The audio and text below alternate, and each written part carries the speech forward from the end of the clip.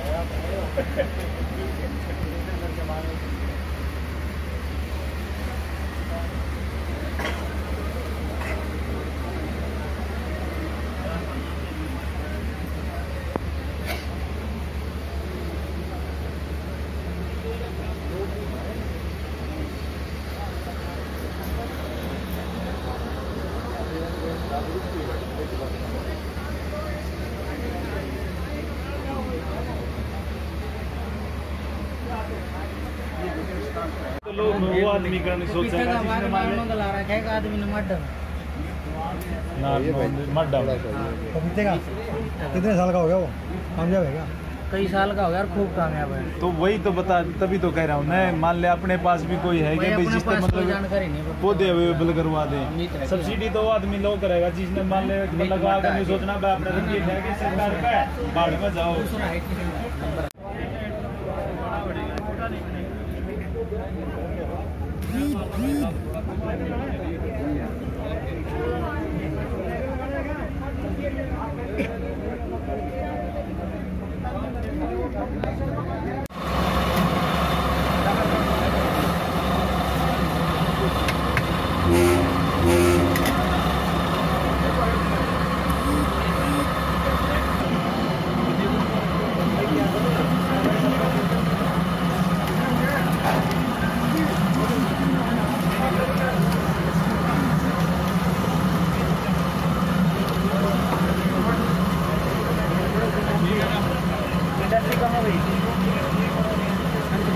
वो सरने दे रखा है,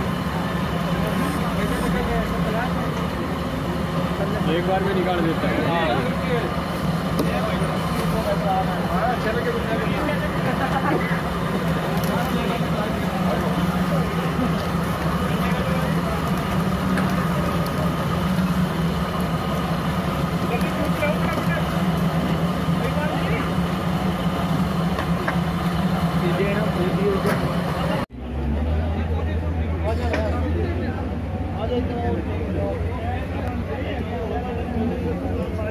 चल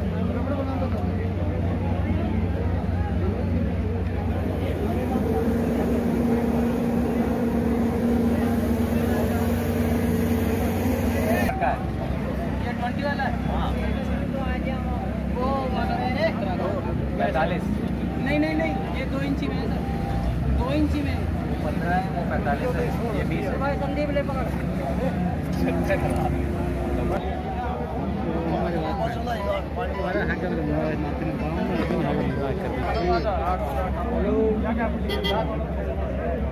हाँ ये मशीन सीधी बीच में जा रहा हूँ आपका।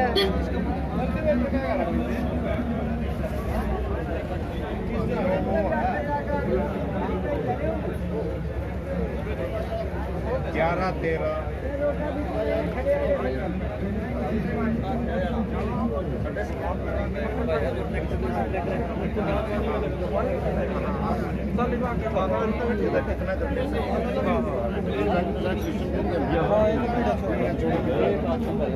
आज हो ठंडे लगा एक उम्र चीज़ मैं तो बैटरी ले बस मैं तो ऊपर 200 की लीटर लग रही थी और यो भी दिखाऊंगा आपका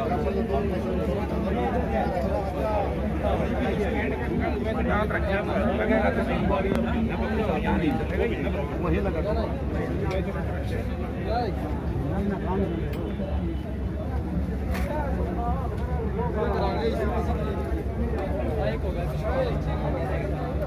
अरे ये उड़ना आ जाइए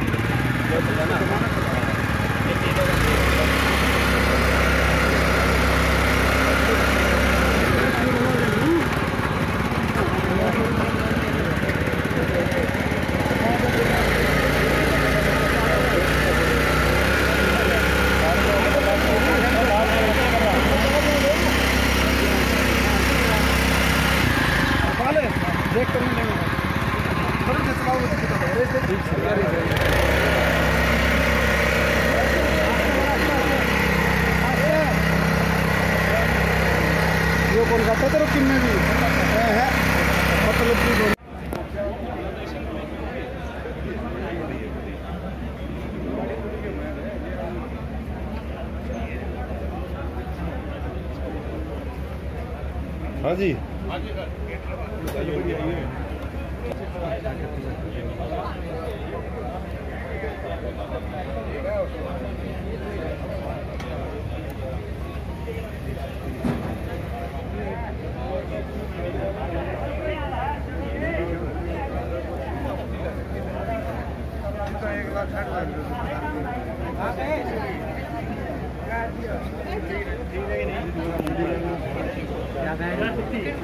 नहीं हो गया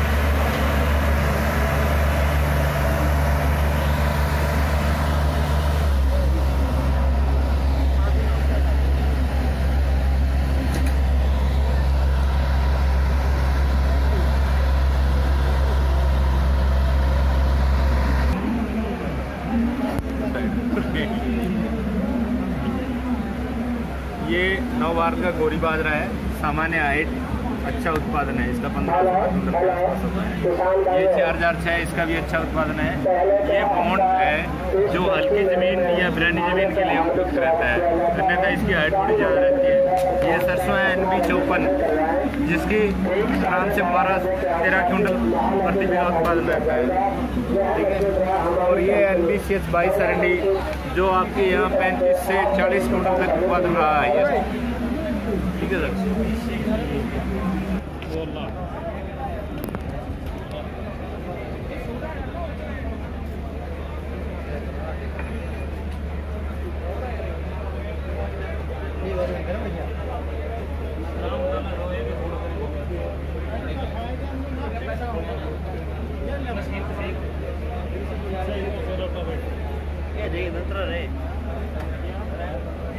ये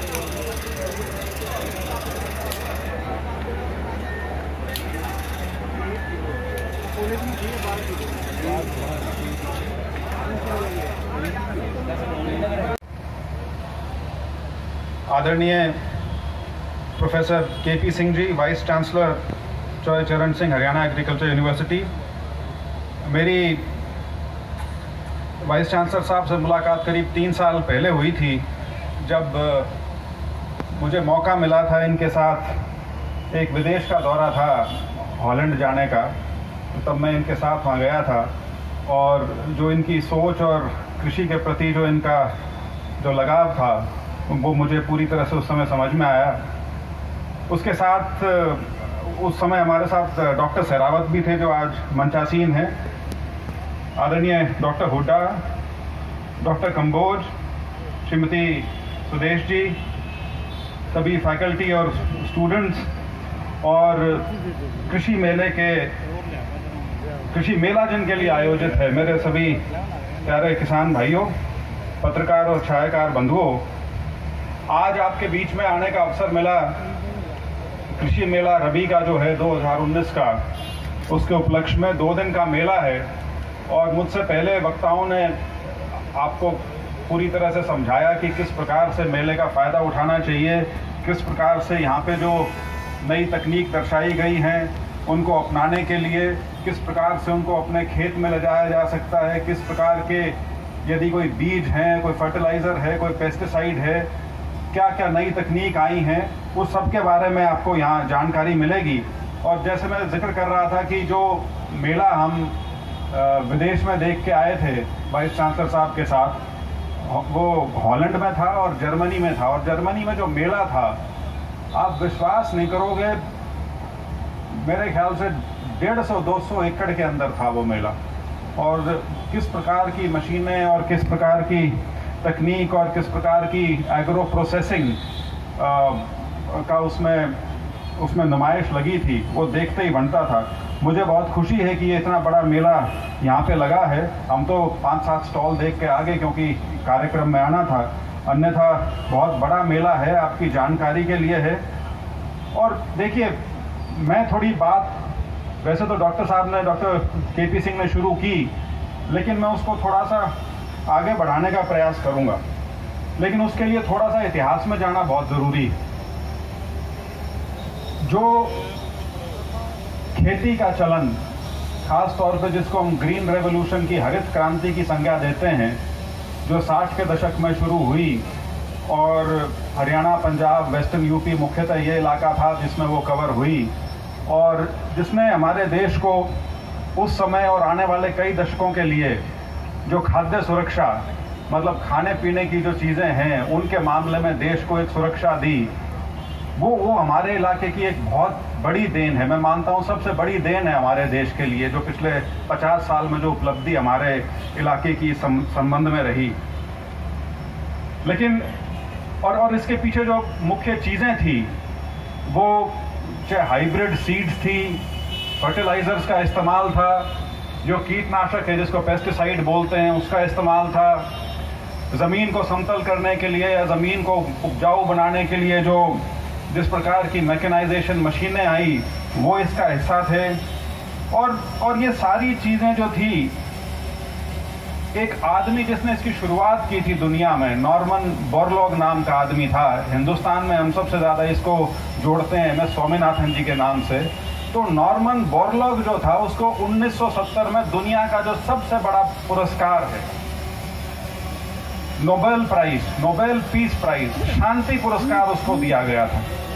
अब बड़ा स्वाभाविक सा प्रश्न उठता है कि खेती बाड़ी में अगर किसी ने कोई नई चीज़ लाई है तो उसको शांति पुरस्कार किस हिसाब से मिला। वो तो साइंटिस्ट था, कोई साइंस का पुरस्कार मिलना चाहिए था, कोई बायोलॉजी का या किसी उस टाइप का मिलना चाहिए था, लेकिन उनको पुरस्कार मिला था विश्व शांति के लिए। उसका कारण यह बताया गया था कि उस समय जिस प्रकार से आबादी में विस्फोट हो रहा था, आबादी जिस प्रकार से पूरी दुनिया में बढ़ रही थी, और जो पूरी दुनिया में उस समय खेती का चलन था, जो खेती की जो उत्पादन और उत्पादकता थी, वो यदि नॉर्मल बोरलॉग और एक और थे, उन्होंने मिलके यदि ये हरित क्रांति ना लाई होती तो आमतौर पर यह मानना था उस समय कि करीब 1 अरब आबादी को उन्होंने मौत के मुंह से निकाला, इसलिए शांति पुरस्कार मिला। तो वो एक जमाना था जब कृषि में उत्पादन और उत्पादकता के ऊपर सारा का सारा जोर था, और जैसे मैंने कहा कि वो खाद्य सुरक्षा से सीधा सीधा उसका संबंध था, और हमारे प्रदेश की और हमारे पड़ोसी प्रदेशों की उसमें सबसे बड़ी भागीदारी रही। लेकिन इसका अब लंबे समय से, क्योंकि ये 5 दशक से चल रहा है, अब इसके जो कुछ दुष्परिणाम हैं वो सामने आने शुरू हैं, और वो दुष्परिणाम जो हैं वो इतने भयावह हैं कि आने वाले समय, और जब मैं आने वाले समय की बात कर रहा हूं तो मैं कोई अगले 50 या 100 साल की बात नहीं कर रहा, मैं अपने पड़पोतों और उनके आगे की पीढ़ियों की बात नहीं कर रहा, मैं बात कर रहा हूं आने वाले समय से, मतलब अगले 2, 4, 5 साल, 10 साल। जो हमारे यहाँ खेती का चलन हुआ, गेहूं और पैडी, और खास तौर पर पैडी का, उस समय की मांग थी बहुत, कृषि में जो पैडी को अहमियत दी गई इस इलाके में, देश की रिक्वायरमेंट थी। लेकिन आज के दिन स्थिति ये हो चुकी है कि हरियाणा में 128 में से 78 ब्लॉक जो हैं, 78 ब्लॉक 128 में से डार्क जोन बोलते हैं उसको, डार्क जोन की संज्ञा में आ चुके हैं, मतलब ओवर एक्सप्लॉयटेड, जिसका जो शोषण है वो बहुत ज़्यादा ऊंचे दर्जे पे पहुंच गया है। कहने का मतलब है कि जितना पानी ज़मीन से निकाला जाता है उससे ज़्यादा यदि इस्तेमाल हो रहा है तो वो डार्क जोन में आना शुरू हो जाता है। तो ये स्थिति हमारे प्रदेश की बन गई है। इसके साथ साथ 19 में से 22 ज़िले ऐसे हैं, 22 में से 19 ज़िले ऐसे हैं हमारे प्रदेश के इस समय जहां पर जो वाटर लेवल है वो 20 से 60 मीटर नीचे जा चुका है। और ये आप सबको पता है, आपके जो ट्यूबवेल हैं वो नीचे से नीचे जाते जा रहे हैं, मोटर जो है वो नीचे से नीचे जाते जा रहे हैं, उनकी क्षमता बढ़ती जा रही है, बिजली के बिल उसी हिसाब से बढ़ते जा रहे हैं, आप सबको पता है। और शायद आपको ये भी पता होगा कि 1 किलो चावल का उत्पादन करने के लिए कितना पानी इस्तेमाल होता है, कोई बता सकता है? 1 किलो चावल के लिए कितना पानी इस्तेमाल होता है? हाँ जी, 5300 लीटर, 5300 लीटर पानी लगता है 1 किलो चावल पैदा करने के लिए। और हमारा, जैसे मैंने आपको बताया कि किस प्रकार से जो हमारा ग्राउंड वाटर है वो नीचे जाने लग रहा है, किस प्रकार से हमारे जल संसाधन जो हैं वो अंडर स्ट्रेस हैं, उनमें किस प्रकार से तनाव आ रहा है, ये सब आपके सामने है। तो इसीलिए एक वो ज़माना था जब हम कृषि में अग्रणी थे और हमारी देश में बहुत बड़ी भागीदारी थी, और आज उसी की वजह से हम इस स्थिति में आ गए हैं, क्योंकि शायद हम बदले नहीं। आज के दिन भी, जैसे डॉक्टर साहब ने कहा, मेरे से पहले वक्ताओं ने कहा कि आज के दिन भी करीब 65% आबादी जो है वो कृषि पे आधारित है, लेकिन पूरी अर्थव्यवस्था में कृषि का योगदान कितना बचा है? 15 से 16%। मतलब 15 से 16% जो हमारी अर्थव्यवस्था का हिस्सा है उसके ऊपर 65% आबादी लगी हुई है। जबकि ये जो विदेश में जो देश हैं, खासतौर पर पश्चिम के देश, यूरोप के या अमेरिका, कनाडा वगैरह जिनकी हम बात करते हैं, जिनको हम विकसित देश कहते हैं, और जिस तरफ हम अब बढ़ने लग रहे हैं, उन देशों में औसतन लोग जो खेती बाड़ी से जुड़े हुए हैं वो 10 या 11% से ज़्यादा नहीं है। तो जो डॉक्टर साहब कह रहे थे कि दूसरे व्यवसाय की ओर देखना चाहिए, वो सिर्फ इसलिए नहीं देखना चाहिए कि आज के दिन जो अर्थव्यवस्था है उसका भारी हिस्सा कहाँ चला गया, लेकिन इसलिए भी देखना चाहिए कि इतनी बड़ी आबादी अब एग्रीकल्चर जो है, जो कृषि जो है, उसका बोझ शायद नहीं उठा सकती। दोहरा चैलेंज है आज के दिन।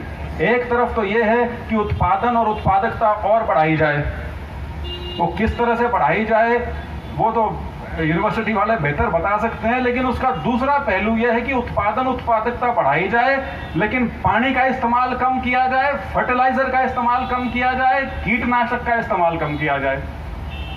अब यही सारी चीजें थी जिनसे उत्पादन और उत्पादकता पहले बढ़ी थी, और अब उत्पादकता बढ़ाने की बात है, लेकिन इन चीजों को घटा के, क्योंकि आज के दिन जो असली चुनौती हमारे सामने खड़ी है वो सिर्फ कृषि को वायबल बनाने की नहीं है, कृषि एक कमाऊ धंधा रहे सिर्फ वो हमारे सामने लक्ष्य नहीं है। लक्ष्य ये भी है कि हमारे सामने एक बहुत बड़ी समस्या मुंह बाए खड़ी, पानी की, जिसका मैंने शुरू में ही जिक्र किया। और इसीलिए ये जो मेला इस बार जो है, इसका जो थीम है वो भी यही है, जल संरक्षण, जन शक्ति से जल शक्ति। और ये सिर्फ नारा नहीं है, ये बात मेरी आप मान लीजिए, ये बहुत जल्दी हम सबको बहुत दुखी करने वाली है ये समस्या। और कभी आप और खासतौर पे आपके बच्चे आजकल ये सोशल मीडिया जो टेलीफोन वाला जो है इस पे बहुत रहते हैं, किसी को भी कहिए कि जरा पानी की स्थिति के बारे में जो हमारे देश में आज के दिन जो परिस्थिति बनी हुई है उसके बारे में उस पर कुछ पढ़ के या उसके कोई वीडियो देखिए, आप चौंक जाएंगे किस प्रकार की स्थिति है जो हमारे सामने खड़ी है। और यही कारण है कि भारत सरकार ने इस चीज का संज्ञान लिया और एक इकलौता जो महकमा बना दिया जल शक्ति, जिसमें पानी से संबंधित जितने भी महकमे थे वो सारे के सारे लाके एक जगह कर दिए, ताकि जो पूरा फोकस जो है मंत्रिमंडल का या पूरी की पूरी जो व्यवस्था है उसका इस बात पे टिक सके कि ये जो मुद्दा है कितना अहम है। और इसमें क्योंकि आप सब किसान हैं, खेती से संबंधित हैं, आपको ये भी बता देता हूं, क्योंकि एक प्रचार ये भी होता है कि जी शहरों में पानी पी गए, फैक्ट्रियों में पानी चला गया। आपकी जानकारी के लिए बता